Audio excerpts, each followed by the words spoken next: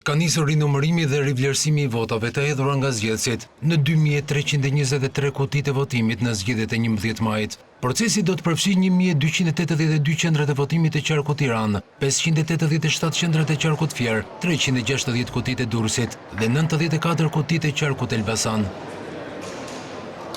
Fillimisht ka nisur kqyrja e kutive me fletët e votimit dhe materialet zgjedhore në 94 qendrat e votimit të Peqinit dhe Gramshit në qarkun Elbasan.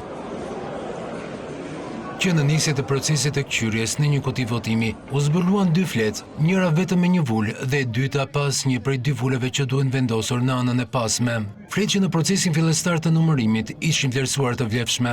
2 fletë votimi janë quajtur për përsa, por ishin pa vlefshme. Është argument shtesë për mua për të vërtetuar më shumë ndaj kudo që ky numërim. Ky fakt sipas Partisë Demokratike është treguese në Elbasan ka funksionuar fenomeni i manipulimit i njohur si trendi bullgar. Kjo s'ka vulë fare. Po kjo? Si u shënua? Është quajtur e vlefshme pesa. Për subjekt pesa. Ja, pa vula. Kjo është pjesa e trendit bullgar. Vëzhguesit opozitar kanë kërkuar me ngulm që çdo fletë votimi të kqyret nga të dy anët e saj. Në mënyrë të padiskutueshme duhet që një fletë të ketë vlefshmërinë e dur, nuk mjaftojnë vetëm vulat, po dhe shpreha vullnetit.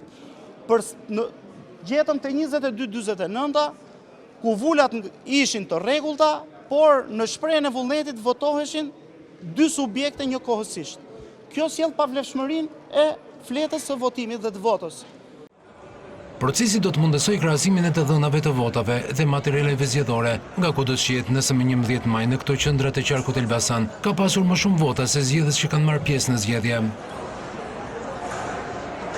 Pas Elbasanit do të vijohet me kutitë e Tiranës, Fierit dhe Durrësit, proces që do të përfshijë rinumërimin e votave për subjektet politike e më pas votat preferenciale në listën e hapur të kandidatëve për deputet.